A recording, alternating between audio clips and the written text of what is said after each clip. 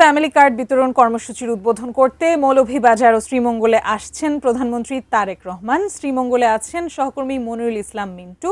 বিস্তারিত জানতে সরাসরি যুক্ত হচ্ছি তার সঙ্গে। মিন্টু, প্রধানমন্ত্রীর আগমন উপলক্ষে শ্রীমঙ্গলে প্রস্তুতি কেমন দেখছেন সে বিষয়ে বিস্তারিত আমাদের জানাবেন।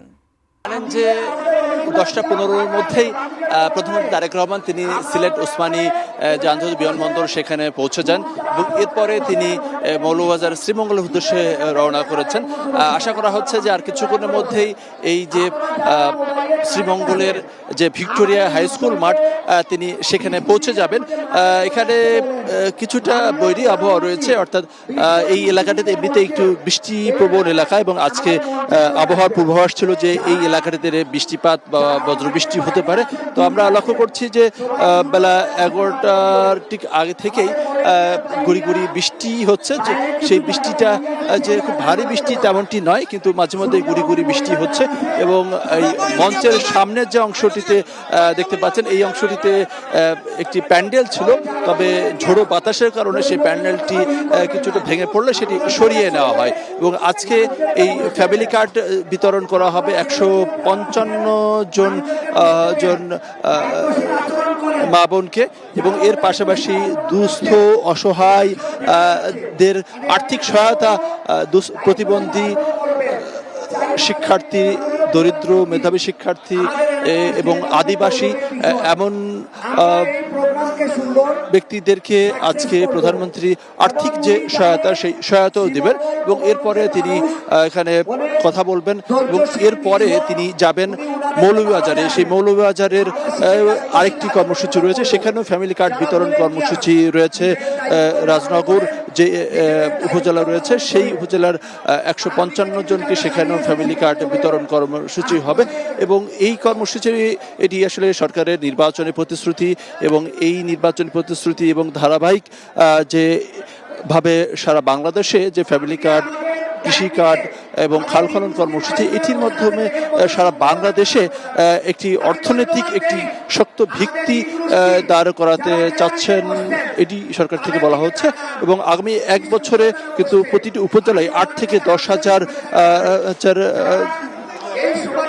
নারীকে এই ফ্যামিলি কার্ড দেওয়া হবে এবং এর পাশাপাশি কৃষি কার্ড দেওয়া হবে। তো সেক্ষেত্রে আজকে প্রধানমন্ত্রীর এই আগমন সে কিছুটা বৈরী আবহাওয়া থাকলেও কিন্তু অধীর আগ্রহে এখানকার মানুষ, শ্রীমঙ্গলের মানুষ, মৌলভীবাজারের মানুষ অপেক্ষা করছেন এবং দেখতে পাচ্ছেন যেখানে আদিবাসীরা অধ্যুষিত এলাকা রয়েছে, এখানে চা বাগান রয়েছে, তাদের মধ্যে অনেকেই দরিদ্র হতদরিদ্র, তাদের আজকে একটি অংশকে আর্থিক সহায়তা দেওয়া হবে এবং এই অনুষ্ঠানটি সমাজ কল্যাণ মন্ত্রণালয়ের মাধ্যমে করা হচ্ছে এবং আমরা দেখতে পাচ্ছি সমাজ কল্যাণ মন্ত্রী ডাক্তার AJM জাহিদ হোসেন তিনি এই যে ফ্যামিলি কার্ড বিতরণ অনুষ্ঠানের যে কর্মসূচি সেই কর্মসূচিতে তিনি তত্ত্বাবধান করছেন। আমরা একটু যাদেরকে সহায়তা দেওয়া হবে তাদের একজনের সাথে কথা বলতে চাই।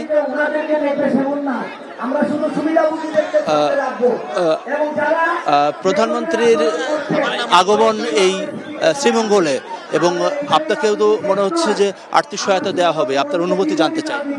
আমরা মাননীয় প্রধানমন্ত্রীর কাছে জোর দাবি করছি, আমরা প্রতিবন্ধী মানুষ, আমরা শ্রীমঙ্গল উপজেলাবাসী বহুত আনন্দিত এবং গর্বিত। আমরা মাননীয় প্রধানমন্ত্রীকে পেয়ে আমাদের দাবি হইল আমরা প্রতিবন্ধী ব্যক্তিদের ভাতা 5,000 টাকা করে দেওয়া হোক। আমরা আমাদের ছেলে সন্তান নিয়ে আমরা সমাজে অসহায় অবহেলিত, আমরা মাননীয় প্রধানমন্ত্রীর কাছে জোর দাবি করছি সারা বাংলাদেশের প্রতিবন্ধীর পক্ষ হয়ে আমি বলতে চাই আমাদের ভাতা যেন 5,000 টাকা করে দেওয়া হয়, সেই দাবি আমি জানাচ্ছি মাননীয় প্রধানমন্ত্রী। আচ্ছা, এই শ্রীমঙ্গল বা তথা মৌলভীবাজারের জন্য আপনাদের আসলে প্রধানমন্ত্রীর কাছে কি ধরনের দাবি রয়েছে? ধন্যবাদ আপনাকে, ATN বাংলাকে আমরা ধন্যবাদ জানাচ্ছি। আমরা খুব আনন্দিত আজকে মাননীয় প্রধানমন্ত্রী তারেক জি আমাদের শ্রীমঙ্গলে আগমন করছেন, আমরা ওনাকে সুস্বাগতম জানাচ্ছি। আমাদের শ্রীমঙ্গল একটা জনপ্রিয় এলাকা, এই এলাকা অনেক উন্নয়নের জোয়ার বইবে। আমি আবেদন জানাচ্ছি বাংলাদেশ জাতীয়তাবাদী দলের পক্ষ থেকে যে আমাদের তারেক জিয়া দীর্ঘজীবী হোক। অসংখ্য ধন্যবাদ। আপনারা দেখছি স্কুলের শিক্ষার্থীরাও এসেছেন, প্রধানমন্ত্রীকে একেবারে কাছে থেকে দেখতে পাওয়া অনুভূতিটা কেমন? আরেকটু চোখের মধ্যে তিনি আসবেন। আমাদের প্রধানমন্ত্রীকে দেখার অনুমতি আমাদের খুব ভালো। ভাগ্যবান যে আমাদের স্কুলের মাঠে আমাদের মাননীয় প্রধানমন্ত্রী আমাদেরকে দেখার সুযোগ করে দিয়েছে, তাই জন্য আমরা খুব আনন্দিত। আমরা খুশি যে প্রধানমন্ত্রী আমাদের শ্রীমঙ্গলে আসবে, আমাদের চোখের সামনে আমরা দেখতে পারবো তাকে। আর কিছুক্ষণের মধ্যেই তিনি এসে পৌঁছাবেন এবং যে কথা বলছিলাম ডাক্তার যেটা জাহিদ হোসেন তাকে দেখছিলেন যে তিনি আসলে এই যে অনুষ্ঠানটি সেটি তত্ত্বাবধান করছেন। তো এই ছিল বলতে গেলে শ্রীমঙ্গলের ভিক্টোরিয়া হাই স্কুল মাঠ থেকে সর্বশেষ অবস্থা। কিছু বৃষ্টি কিন্তু আবারও আসছে, এরই মধ্যে কিন্তু মানুষজন অধীর আগ্রহ অপেক্ষায় রয়েছেন প্রধানমন্ত্রীকে এক নজর দেখতে এবং তার কাছ থেকে এই এলাকার উন্নয়নমূলক যে কথা সেটি শুনতে।